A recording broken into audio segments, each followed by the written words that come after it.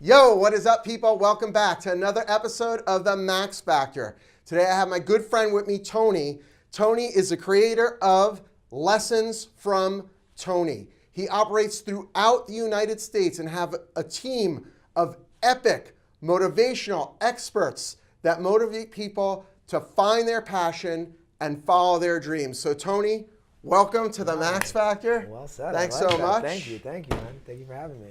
And you flew in all the way from? San Diego. San Diego. Yeah.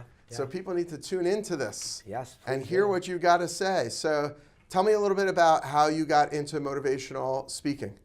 Well, my background was, my undergrad was finance and my master's was communications. Sounds exciting. Yeah, it's so exciting. And I was in corporate America in HR. I was also a professor. And then I started seeing that people were coming in and speaking to my teams and my people, and I just realized that I could do it for myself and that I knew great people that had that ability. So I figured, why not create a team that can do this throughout the country? And so we all look different, we all have different backgrounds, we all have different messages, but with the same theme that we can help people find their purpose. So it's been kind of an organic growth for us, so we're excited. You should be excited, because that's awesome. We are. Yeah, I'm kind of like stuck on this. So your undergraduate was finance, you said? Well, so my undergrad was finance, but then the Great Recession happened. So in my mind, I'd be working for Ernst & Young, which now the thought of it just... that's funny. It makes me very, doesn't sound that fun. But that was my original idea. And then when I went into my master's program, I started understanding human psychology. And that's really what I think the big emphasis for me, or the big takeaway, was that the more that I can understand a person's mind, then I can help them become better. And I think that's kind of where the synergy comes in, that if we can get to the intrinsic root of people's desires, then we can help them change in whatever way that they want for That's themselves. freaking awesome. Yeah. Just let me ask you another question about this finance thing, right? So that was your undergraduate, right? It was. And then you got your master's? Yeah, in communication. In communication, okay. So that's sort of, but like, was there a point in your life where you were like, okay, this isn't my passion, and you found something that the public speaking was more, yeah? Well, when I was a professor, I started realizing that I could create a culture within my classroom that fostered growth. And so the beauty of being in that kind of a space is that when you can get somebody's mind and continuously like remove layers of their self-deprecating thoughts or their fears or their concerns, and the more that I can get through those layers to kind of make you vulnerable to a positive message, that was my goal in my classrooms. And so while I was doing that in the classroom, I was still working in corporate America, and then I kind of figured, well, I have this professional background of human resources, and then I'm a teacher. How do I bring that together? And that's kind of where I started doing a lot of corporate trainings, which is a lot of what we do. And then the motivational speaking kind of came thereafter. So it kind of just been evolving that way. That's amazing. So when you talk about creating a culture that cultivates that type of growth in an individual, right? First of all, you don't hear many teachers or college professors speaking about creating a culture in their classroom environment that is conducive to that type of learning on that level. Like, break it down. Like, could you give us like a couple of, like, if there was one or two high level, like, what is it? Is it trust?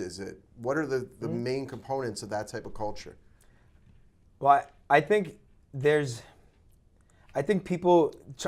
is the number one, and I'm happy that you said it, because that's kind of the start of it. But I think trust is the foundation for people to be able to feel that your intentions are for their good. You know, I think if you've ever met somebody and you've kind of been like, about them, like when they start trying to help you or do things for you, you almost second guess it. The other side of it, so you have trust, and I think the vulnerability side, where it's I come into my classroom and and my students can testify to this, but like I started my classes by saying, this is going to be the class that you work the hardest for, but it's also going to be the class that you learn the most.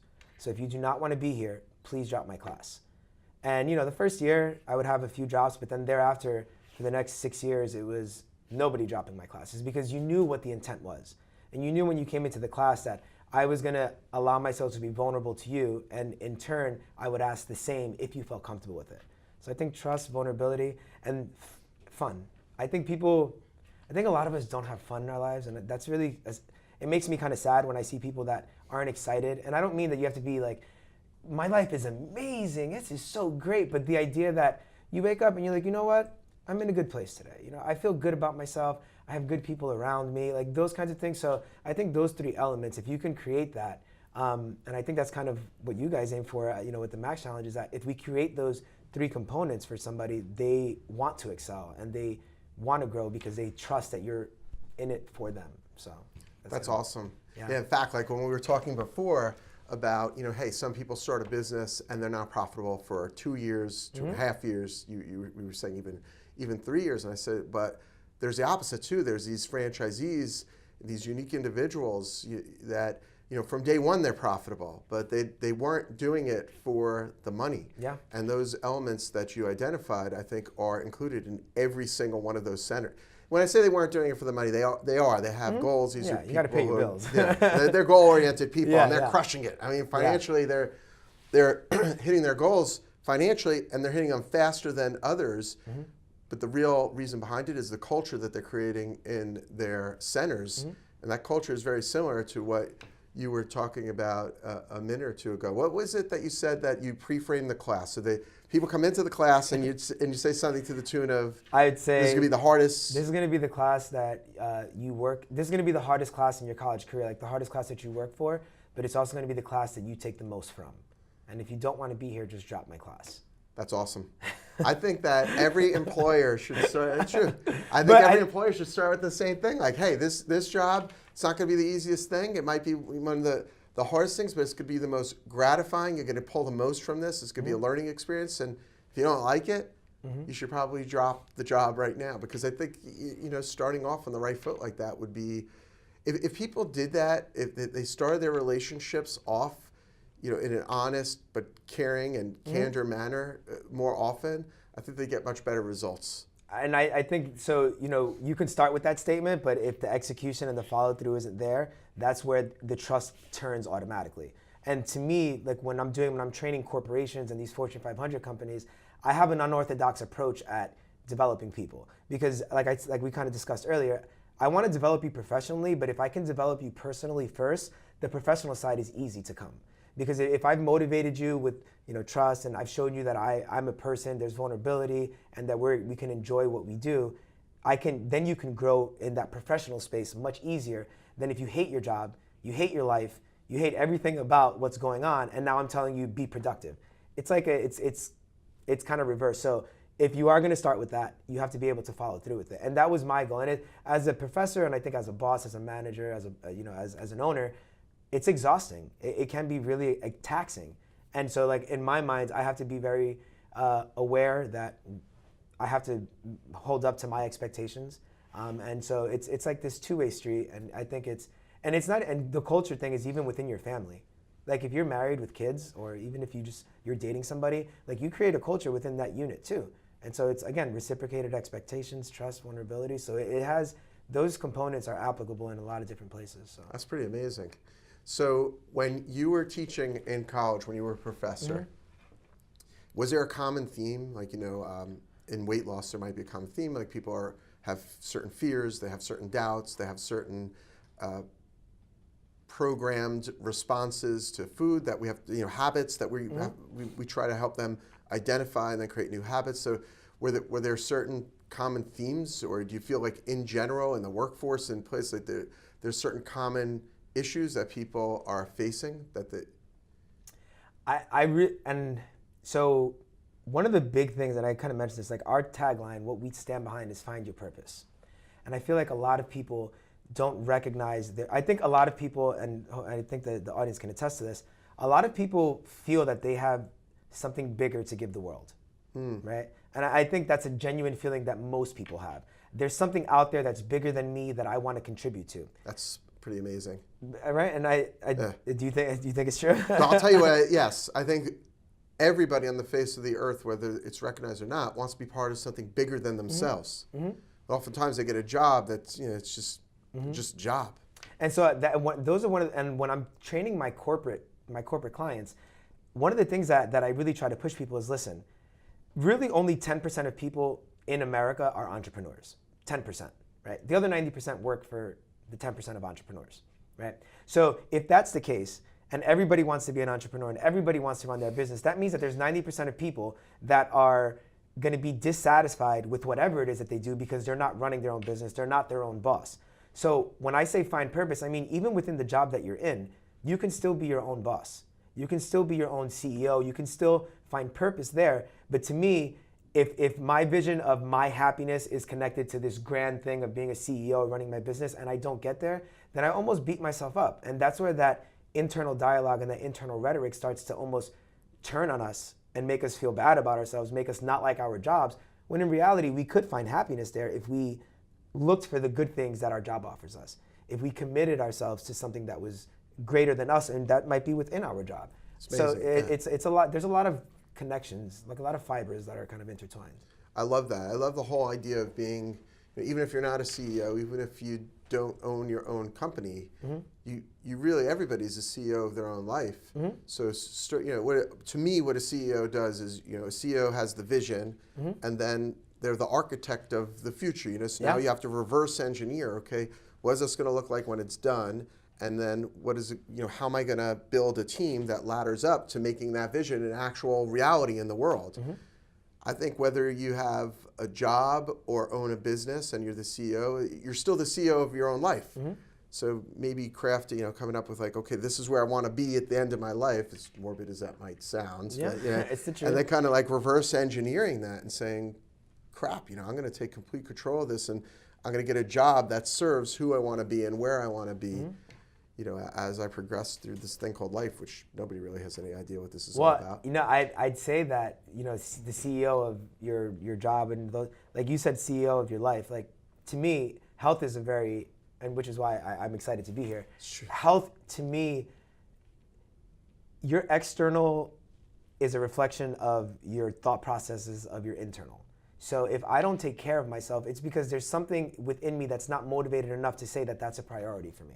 And I realize that people have families and kids and all of those things. We still have to make a concerted effort to take care of ourselves. And I meet people that want to progress in their professional careers, but their health is completely out of whack. So now they have all this money, they have these nice cars, but now they're struggling with all these health issues. And to me, I'm like, well, you can have all that, but if your health deteriorates and you can't enjoy it, like what's the point? And so I like the term of CEO of your life. It's like, this is my life. These are the choices that I want to make for myself. And it's not easy to eat right. It's not easy to work out often, but to me, it's just a priority. I put it first before other things, where I can see, you can show me the 24 hours of two people and I can tell you what's important to their lives. I can tell you what do they care about, what do they not care about. And so when I'm doing one-on-one coaching, those are some of the things. Walk me through your 24-hour day.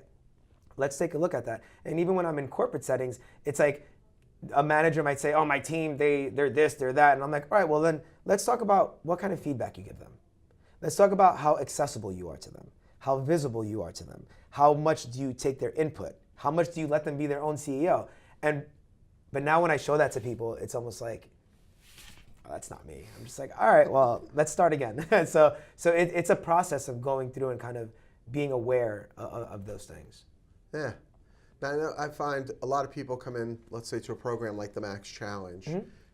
As an example, I had one guy come in and I said, what are your goals? And he didn't have to think. He already knew why he was coming in there. He said, I want to fit into a size 36 jeans. That's what he said. Okay. Yeah. Because I want to run a 5K because it's been on my bucket list. So I'm going to make this happen. I'm going to run a 5K. And I don't want to die. I want to be here for my kids. I want to see that all three of my kids get married, etc. And in that moment, I was like, holy cow, this guy's going to crush it, because he's got a clear vision. And it's not just, the other person who comes in might say, I want to look better in a bathing suit. And I think, when you're asking somebody to work out 5 days a week and maybe change their nutrition habits, looking better in a bathing suit, that's not compelling enough to really get them out of bed at 4:45 in the morning to get there by 5 a.m., but, not wanting to die. Like really, truly being connected to the fact that you want to be there to see your kids get married or whatever it is. I think that's, a much higher purpose. And I was just going to say that I think that's where purpose comes into play, because if I understand the purpose of what I'm doing, then I don't get bogged down with the day-to-day. I don't get bogged down with the difficulties of it, because I just realize this is part of the process to fulfill my purpose. And for that guy, It might have been his genes, but what I heard was his family. Yes. Like, and that's his purpose is to be around for his family. So now if you connect anything to that, weight, professionalism, all those things, they have a purpose and they understand the end result as opposed to just the bathing suit. It's two different things. It's exciting. It's very exciting. I recognize that when I talk to people and I just explain the mere fact that cancer, stroke, type 2 diabetes, these things weren't so prevalent in younger kids. Younger and younger kids, these diseases are presenting more often and more frequently than ever before in the history of mankind. I think what that might do for people is tap into the idea that we really do have the ability not only to change our own lives, but to set an example for our own kids. And say, hey, you don't have to settle for a life of mediocrity. You don't have to settle for popping pills to control your cholesterol or your blood sugar or whatever it is.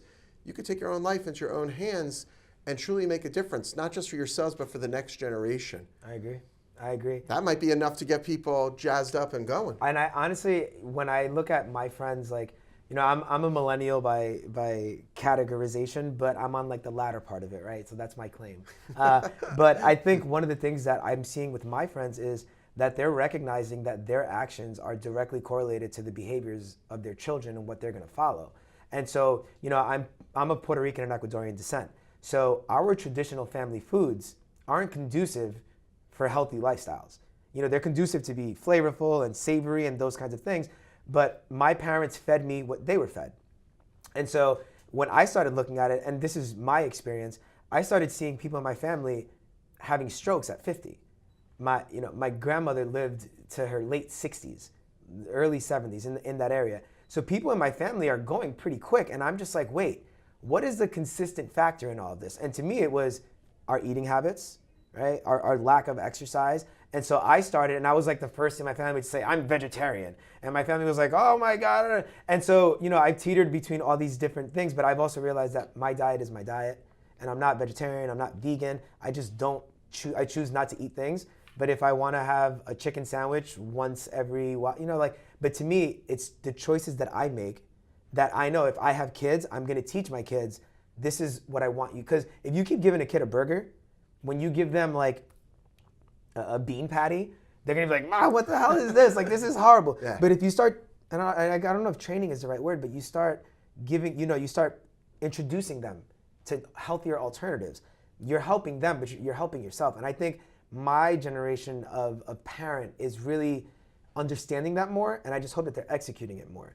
But even with that, there's a purpose in there. Like, the purpose is I want my child to be healthier, so in turn, I have to be healthier. And it's kind of like this full circle kind of a thing. Which I think is more motivating than just wanting to look better in a baby. And people want to wonder, why I bought a treadmill, it's just sitting in the corner of the room collecting dust, right? It's like people always laugh when you say that because... It's a hanger. It's like a clothes hanger. It's a clothes hanger. And everybody knows somebody, either themselves or someone else, who has a treadmill sitting in the corner that's a clothes hanger.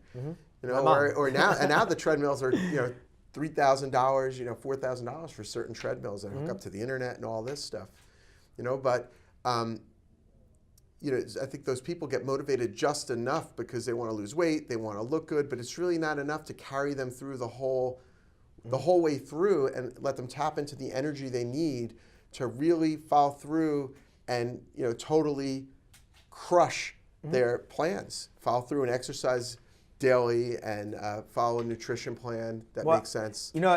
So I meet a lot of parents listen, I'm not a parent. I'm kind of scared of kids. Like that's like I do want to. It's an idea. You should be. Scared. It's an idea that maybe one day, but I see parents that are like, they're trying to be a good wife or a good husband. They're trying to be a good parent. They're trying to excel in their professional career. So they may not have time to go to work out. They may not have, but you do have time to eat right.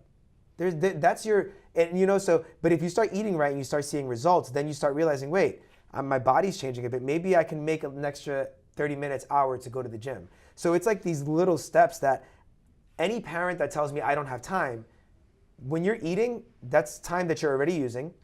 Just eat differently. And then once I can get them to start on that track, then we start looking at, now let's start going to the gym. And it doesn't mean that you have to be there for 2-3 hours, but get into the gym, do some exercises, get your heart going, and kind of just move along. So it's so interconnected. Like you start eating better, you start feeling better, then you start working out, you feel better, you have more confidence, and now you're.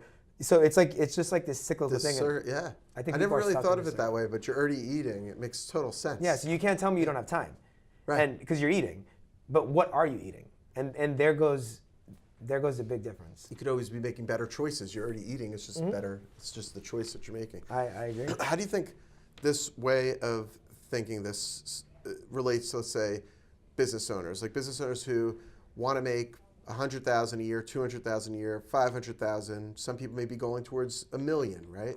But their actions don't match. The same way the person who set a goal to get into the best shape of their life, and then they're not eating nutritiously or working out according to the schedule that they set at the beginning. Now, these people aren't making the sales calls or building the relationships or following through with the basic blocking and tackling that any successful business person would know, that this is the plan. This is what you got to do. You got to be consistent, and you got to follow through with this type of thing. What do you think is holding people back? Like they set a goal to make X, but their actions don't match it. I'm hypocritical in some of this statement because I've been in this place myself. I think a lot of people get overwhelmed. I think a lot of people, and when I say a lot of people, I'm including myself. A lot of times I get so engulfed that I don't see outside of my current situation. So a lot of times it requires me to take a step back. I think a lot of people don't recognize the amount of work that it takes. And so I think a combination of all those things for business owners, especially for entrepreneurs, it's a struggle, because how do I pull myself back when I wake up and that's all I'm chasing my tail, like I'm working. What I would say is, especially if you have a team of people, the way to get your people to believe you is to be next to them, right? The way to get your people to believe you is for you to get to know them. Where traditional business models, and let me not say business models, but traditional business approaches was come into work, get your job done, go home. Don't talk to me about my life. Don't talk to me about my wife and kids. Don't talk to me about anything else. Just do your work and go home. Where now this generation of workers like, whoa, I'm not just a machine part that produces. I'm an individual. Appreciate me, recognize me. And so if you're working by yourself and you're starting your business, just know there's a lot of nights. Like yesterday, I was telling Alex Xavier, I was up to 3 o'clock in the morning, and then I had to wake up at 7 o'clock in the morning to drive down to South Jersey. But those are things that I'm committed to because I know it's part of the process. And I could have woken up today like, oh my God, this is the worst thing ever. But I woke up saying, this is what I asked for, kind of a thing. So I asked for it. I can't be complaining about it. Sometimes I might complain about it, but then I smack myself around and kind of get back on it. But I think those two components are pretty important for business owners. I think part of what you said too, it relates. I've been reading a book. I think it's called The Miracle Morning. The Miracle Morning? Miracle Morning is pretty awesome. Actually, they have a version of it called The Miracle Morning for entrepreneurs. Yeah, it's pretty incredible. But one of the things that they talk about is you don't have to get up and do this thing at 3 o'clock in the morning or 6 o'clock in the morning or whatever it is. You get to get up and work out or make those sales. So when you just flip it around like that and reframe it, it does play a complete trick on your mind and put you in a completely different mental state. Because when I think about, like, my alarm clock goes off like super early in the morning, at 4 o'clock in the morning. Wow. Yeah. Okay. And some mornings, I'm not going to lie, the first thought isn't like, well, this is absolutely fantastic. It's 3:58 a.m. and this is great. Most of the time, my first thought is like, holy shit, push the snooze button. This is absolutely insane. There's no other people up. You're up before, you hardly even slept. All sorts of crazy thoughts go through, but then I say, you know what? I get to get up at this time and go work out with a bunch of really incredible people that love what we're doing for them and that are going to support me and make me, they think I'm doing for them, that we created this business and it's so much for them, but they don't realize when I walk into a class and work out with people, man, the support that they show me, it makes me feel so good. It makes me feel so filled up. It's better than anything else on the face of the earth. So I think reframing it for me has been an incredibly powerful tool that I utilize to keep myself on track and just look at things from a different angle. I'd say one of the things that I talk about a lot is like the power of internal rhetoric, like internal dialogue, the words that we choose, how we describe things, how we even speak. I can speak to somebody and I can hear the words that they choose and I can tell you how they view everything. Yeah. You know, I can their tone, I can tell you how they feel about everything. Where and it's work for myself too, but I realized that my internal dialogue is almost at a default negative and self-deprecating. Yes. And doubting and fearful. I heard a statistic that 95% of people walk around in a negative state, like you're describing. I can imagine. And I think it's because it's such an unconscious, subconscious rhetoric that it's not words, it's feelings, right? So I wake up and I don't feel good, but my body doesn't say, oh my God, Tony, today you don't feel good. My mind just says, ugh, right? And so now how do I react to that? And so the words, again, the words that I choose to say, like you said, you know, I have the ability to wake up today, as opposed to, God, I have to wake up today. Yes. And so that dialogue, if you can start shifting it, and this is part of a lot of what I discuss, if I can start shifting my internal dialogue, I can start changing the way that I feel, the way that I see the world, the way that the world sees me. And so those things are just so important. And I love the morning reference, because I think people wake up, and now I'm a big proponent of getting your sleep. And that's one, you probably know Brendan Bushard? No, I don't. So he's a motivation. I just saw him in Phoenix, Arizona. Really great speaker. And one of the things he talks about is like the 7 hours that we need 7 to 9 hours of sleep. That was what he said. And then he went on to, in this long thing. And I remember thinking to myself, how often do I give myself that? And then like my sleep impacts how much energy I have, my clarity, like the fog that we were talking about. And I said, so now in order for me to get 7 hours, that means that I'm not going out at night drinking and eating with my friends. I need to get to bed earlier because my priority is my health again. And so it starts shifting everything. And I think that book sounds very interesting. I'd be excited to read it. Yeah, it's really awesome.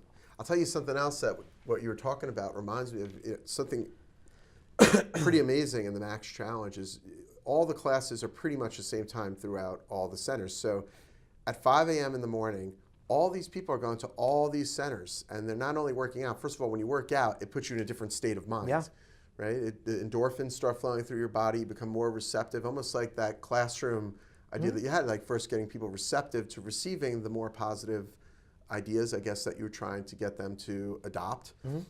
So they're in this workout environment, but we make sure that all the words that we use are positive in nature. We want to train people to start to be exposed to just the positive way of framing a situation. So instead of saying, hey, today we're going to kick your ass, we're going to do 1,000 push-ups, whatever, right? Yeah. It's like, hey, folks, we're going to work on our arms today. We're going to tone our arms. We're all going to feel powerful and strong at the end of this workout. You know, just changing it. Yeah, it's amazing. But what's really incredible is at the end of this, and during the class, everybody claps and cheers. It's different than any other workout routine on the face of the earth. And what people don't get is it truly is fitness for the mind, body, and spirit, because when people are clapping and cheering and at the same time holding in their minds this thought, this idea, the intention that they're really thanking the people around them. Yeah. Right? And at the end of the class, they're clapping, cheering, and saying, when they're doing it, they're really saying thank you to the instructor for a fantastic class. When they hold that intention in their mind, I truly believe this, it probably sounds nuts to most people who are watching this, but it's not just the 30 or 40 or 50 people in that room.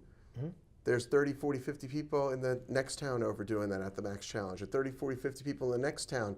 And all these people holding that positive intention and then taking that, they're creating a habit of positive thoughts, taking that out into the world is truly making the world a better place. I kind of guess this was kind of like a statement almost, but you got me excited because it's just, 95% of people walk around in a negative way of being. I think a lot of people sadly have given up on the idea that they can become like a better version of themselves. And that to me makes me sad. And it's not, I'm not sad like I feel sorry for them. It makes me sad because I can't reach them. And that's my goal, is I want to reach them. And I want to say, listen, it doesn't, you could have, and I don't know if I shared this with you, but I was, at my heaviest, I was 190. And I'm a short guy, so that doesn't look very proportionate on me. But I started realizing like the way that I feel, like I'm uncomfortable in my clothes. I feel not confident to go and speak to somebody. Like those things I started saying, am I gonna live like this forever? And I think some people have been like, you know what? I'm thick-boned, right? Like that's that's a belief. I'm just trick thick. yourself. But now you're confirming your negative belief. And so, but now if I'm confirming it, I'm just thick. That's the only. And listen, you can be thick but healthy. You know, you don't. It doesn't mean that you're going to drop all this weight and be skinny. That's not the goal of it. But there's how you view yourself and talk to yourself, and they're just so important. And I love what you're saying about that 5 o'clock. I'm a big believer. I love the law of attraction. In my mind, the things that I create in my mind and believe will come to me. Not just because I believe it, it's because I believe it and I work for it. Yes. Two different things. So people are like, oh, I did a vision board. And I'm like, okay, great. Well, what are you doing to make that vision board become a reality, right? So I believe it. I work towards it, just slow and steady. Like the fad diets. Anybody who comes to me with any type of diet, I'm just like, and I try to hold my opinions back. But there's no quick way to fix it. There's no quick way. There's no quick way. It's just work. It's slow and steady. And everybody that's waking up at 5 o'clock in the morning, what they're doing is they're putting out an energy into the universe that the other people, wherever their locations, it's like 77 locations, right? Their energies are now connecting with each other. And whether people think that it's true or not, if I believe it to be true and it feels right and it feels good, then what's the harm in that? And so that's one of the things that I appreciate about your program, because I think it's creating an atmosphere for people to feel that confidence, not just get in shape. You know, Yes. and when you can combine those two, you get the results that you've seen. A lot of what you were just talking about reminds me about some of the business challenges that we're up against from time to time, because there's always people, popping in who could solve our business challenges, supposedly, right? And it's like these too good, this is almost too good to be true type of things. Like, instead of growing at this like slow and steady pace, we've been growing from the center out. We started in Manalapan, New Jersey, then we went to Marlboro, Freehold, Old Bridge, till we got to Jersey City, then we get to Hoboken, then we get to we'll get to Manhattan and to Brooklyn, and that it's this controlled, excellent from the center out growth based on doing fantastic things for our members, right? Like really driven from the core out. But then somebody comes in and like, look, I could double, I could triple, I could quadruple your growth. There hasn't been a time yet that something that was too good to be true wasn't actually too good to be true, you know? And it's the same thing with dieting, but in business, I think it's not dieting. I mean, it's got to become a lifestyle. You've got to integrate it into who you are. And it only serves people, I think, to realize changing from the inside out is the only way. Yeah, I agree. New habits, whether it's growing your business or changing your health. You got to change from the inside out. It's the person you are now, the person that got you to where you are in life now, isn't the same person that's going to get you to where you want to be. I agree. For me to get this thing from 77 open units to 200 and then to 5, I got to be a completely different person. I got to grow as a leader, as a person, as a manager, in all these different areas in order for me to be able to handle that extra responsibility. What you said you have to grow. And that's the important, like, if people feel like their growth is done, then there's nothing else to aspire to.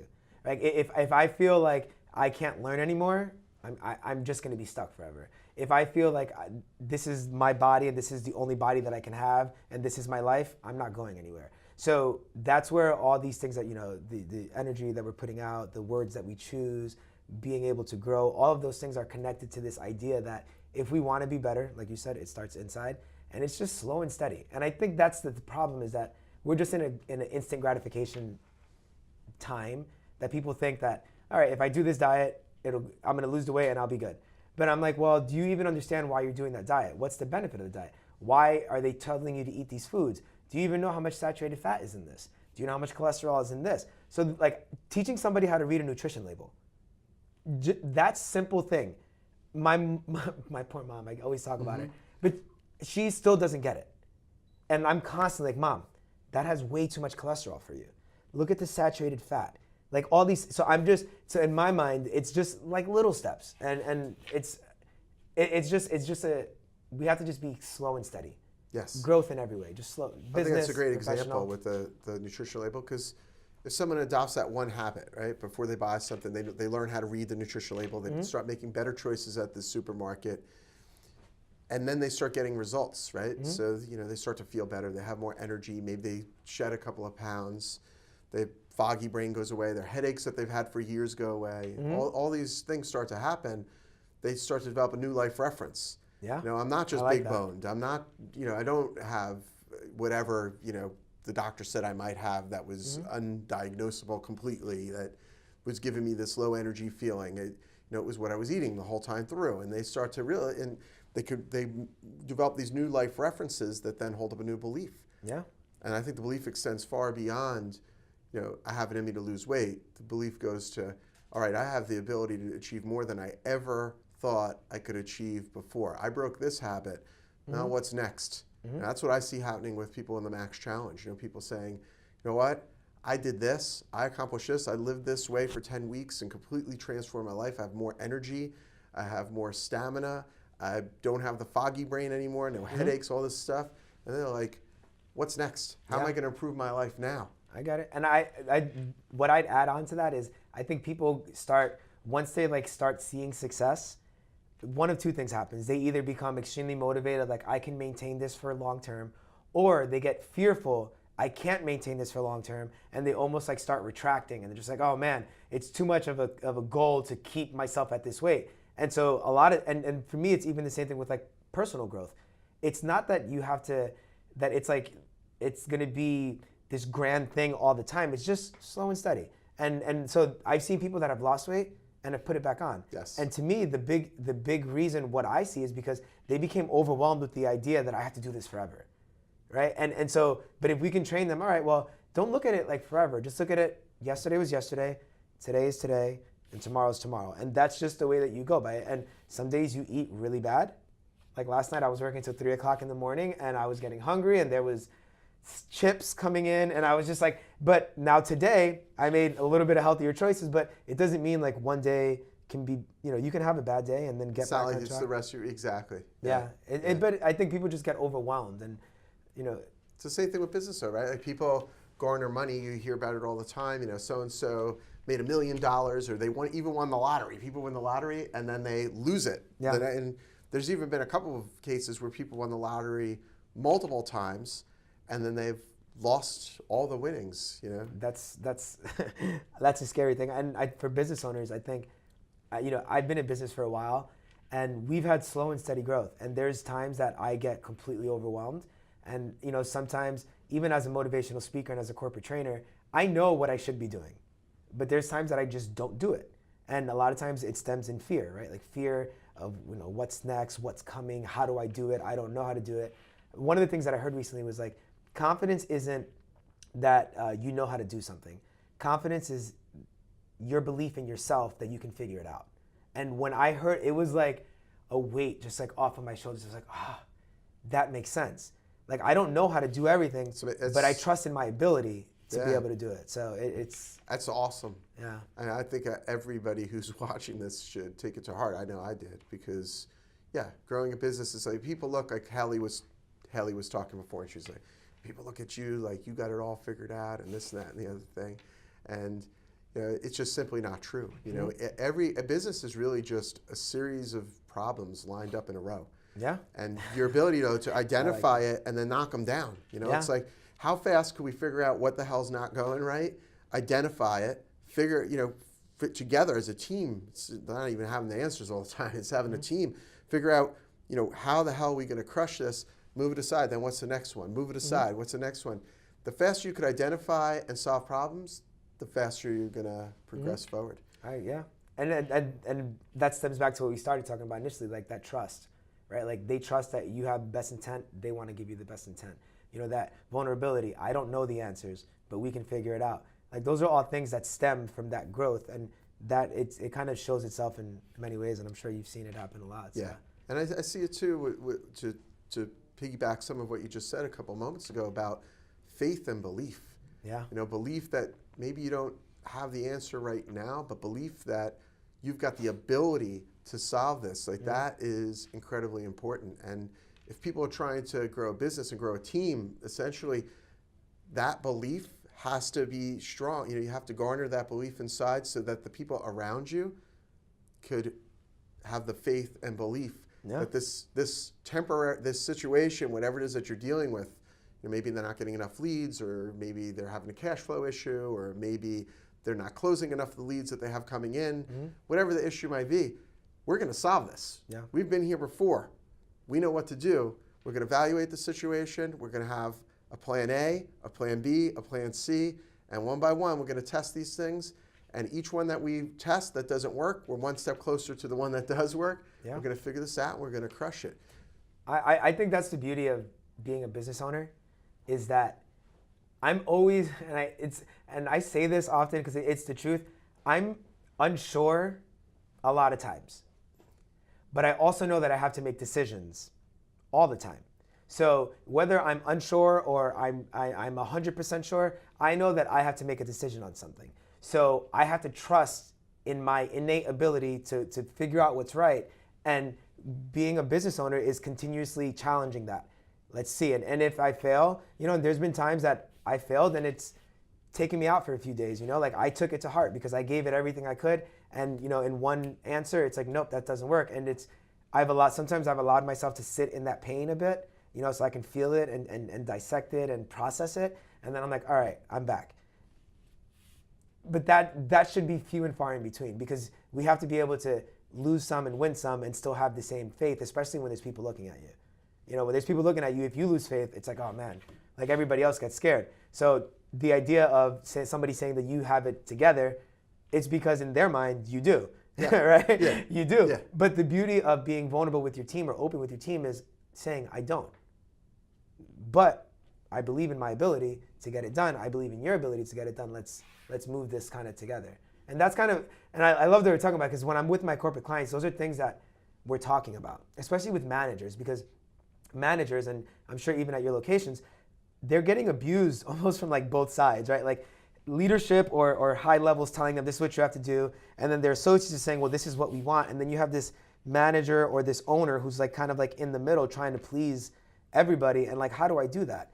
And then I have to do my job, and then I have to be, give my team constructive feedback. I have to answer to so it's like all these things, and I think at the root of it is just, if your team believes you, they're going to support you, right? And if you stand up for them, they'll stand up for you. And in little ways, it's not like huge things, but if you build a relationship with them, they have a relationship with you. And same thing with your leadership. So it's like this interwoven thing. So that's why I'm saying, when I see a manager who's with their team, like out on the floor, like if you're a gym owner, I know you have a lot of responsibilities, but people are going there because of a culture that hopefully you've been able to create. And I would expect that you're out on the floor. Now, I don't think you need to be training in whatever capacity, but people should know, oh, yeah, that's Antonio, right? That's Bryan, he's the boss. And that then when they see you, they almost want you to say hi to them because they want to say hi to you. Like, that's when you can tell that there's a culture that's really fostering it in like a really positive, strong way. Because if the owner is like, and I've seen this, I go into businesses and the boss is in the office. Oh yeah, no. All day. That's a we clear used to actually indicator. build the centers without offices. So you can't go anywhere. Yeah. It's like, I remember some franchisees saying, I can't get any work done. Well, why not? Every time I go in the office, close the door, members are bothering me with their questions. Mm-hmm. So, well, you're gonna have a real problem when those questions disappear. Like, wow. During the hours that people are there, don't be in the office. Be facing the member. Be right out there with them. Yeah. That's the work. That's what you're supposed to be doing. That's what you need to be doing to ladder up to higher levels of success. There's one of my friends that I went to college with. Her name is Cindy Pruss, and she works for Starbucks. And she's, I mean, I know her because I know her as a friend, has this passion about Starbucks. And like it's a passion, like she believes in coffee, right? And I think people would see it and be like, oh my gosh, she believes in, but she doesn't believe just in coffee. She believes in the mission. She believes in giving people energy to get through the day. She believes in providing them with nourishment. So she's believing on a different level, and it's helped her progress. I think she's like a district manager. She's moving up the ladder, but it's not that she was the smartest person, not saying that she's not smart. But what I'm saying is she was the hardest working person who believed the most and worked for it. And the people around her, her team, believed it. They felt it. Corporate felt it. And they're like moving her up. And to me, a Starbucks to other people is a place they go to get coffee.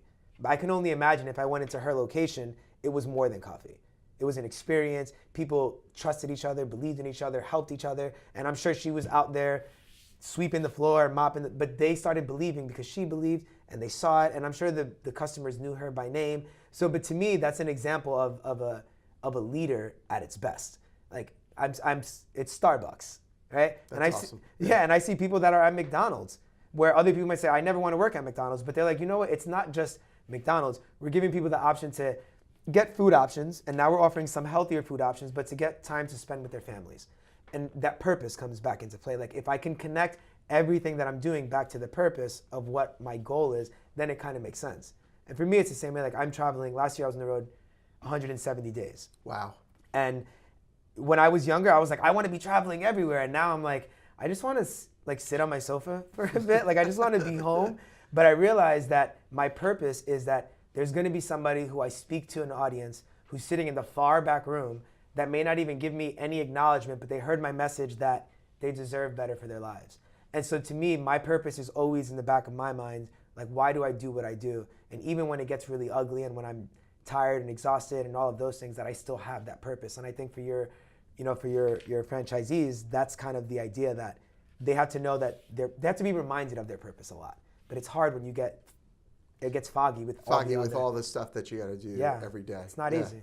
But I'll tell you, like conversations like this are definitely helpful. I know me having this conversation with you, like I'm getting energy from you that like like I feel more energetic than I did coming, right? Like so it's important. Like keep yourself, if there's one thing I can leave people with, is keep yourself around people like that. And I'll tell you that I heard this other statistic that out of every, I think 2,000 people or something like that, I don't remember the exact statistic, but that a large percentage of people have had at one time or another like depression or even suicidal thoughts. So I could tell you, like beyond a shadow of a doubt, like when you're getting out there and doing those talks, I saw some of those talks on YouTube and on your website, and I was getting jacked up. I was getting excited. So I could only imagine the people in your audience that are sitting there alive, hearing your message to find passion in their lives, and everybody's got a purpose. Everybody's got a reason for being here, and once you discover it, incredible things start to happen. I know beyond a shadow of a doubt that you're reaching those people in the back that you're talking about. I really only talk about things that I dealt with, and I'm an unorthodox motivational speaker because I see motivational speakers that are like, you could take over the world, you could become anything you want to be, just go after it, work hard. And I'm like, wait, let's talk about the person first. Like, what traumas do you have? What pain do you have? Who do you need to forgive in your life? What people, do you need to express the way that you, so, because if at the core, and you're talking about depression and all of those things, one of the things that has been kind of become clear to me is that I call it like the no one, only one syndrome. If you're in a space that you feel like no one understands you, no one cares, no one wants to care, no one, is with you, or that you're the only one that's dealing with this pain, you're the only one that's feeling this way, we almost start to isolate ourselves. Because if nobody around me understands and I'm the only one who's dealing with this, I almost start to isolate myself. And imagine, and we were kind of talking about this earlier, if I'm a plant, right? And you put a plant in a dark room and you just turn off the lights and leave that plant in that room, eventually that plant will die because it doesn't have the sun. And now I know that's talking about the sun, but there's studies that say like you talk to plants and they like react to the energy, and there's all these cool studies. But the idea of if you think that no one understands or that you're the only one going through it, you start to isolate yourself. And once you start isolating yourself, your mind that you never trained to speak to you positively now starts to attack you. The depression rates are staggering. And I wish I had the number on the top of my mind, but those numbers are staggering. And so that's why, again, the work that I do is just to help people process themselves first. And I only help people process themselves because I've been processing myself. And I've been understanding what traumas I've dealt with, what has hurt me, forgiven people that I had to. Because once I let that go, it's almost like now I'm free. And once I've forgiven and once I've healed and processed, then I can go after that business. Then I can do all those things. I just see so many hurt people that hurt people. I see a lot of people that are lonely and they're alone, and there's a big difference. I can be lonely and have people around me, or I can be alone and lonely at the same time. And there's like these different layers of isolation. And so those depression rates are rampant. And like I said earlier, I see a lot of people that have pain, and my goal is just to almost, if you think of like a tight muscle, and after many years, it just keeps on getting tighter and tighter and tighter. When you sitting in front of me, what my goal is just to keep on hitting that muscle till it like releases. And the moment that you release it, then I come in and I'm like, well, let's talk about how you can become better. And so it's like this, it's like peeling of layers and chopping things up and kind of getting to the root. And I think with people that are in the Max Challenge in that space, they've made the choice that they want to be better. They may not know how, but they know that you're giving them an option or the opportunity to start. And so that's a beautiful thing because once they get through the program, hopefully they have all these confidence and all these confidences and all these things built into them already that can help them kind of excel. So we kind of do the same thing, just in different places. Just different ways. Yeah, we help people to be happier. Yeah. That's what it basically comes down to. So this has been absolutely amazing. Thanks. Let's tell these people how they could get in touch with you. Yeah, so Lessons from Tony, one word, across all my social media platforms, Instagram, Facebook, LinkedIn. We're not really on Twitter. That's a scary place to be. But we're Lessons from Tony across all social media platforms, lessonsfromtony.com. It'll take you to my corporate trainings, to my motivational speaking, and then my conferences. And I will, if I can add, April 6th, which is next Saturday in Secaucus, New Jersey, I'm doing an event called Take Control of Your Life. We're expecting about 200 attendees. And the goal of the day is really to help people identify what areas of their life do they want to improve, specifically looking at their emotional well-being, their professional success, and their overall happiness. And intertwined in that is a lot of self-awareness, self-reflection exercises, even more importantly, strategies on how to overcome these things that we deal with on a daily basis so that we can make small steps to kind of getting where we want to be.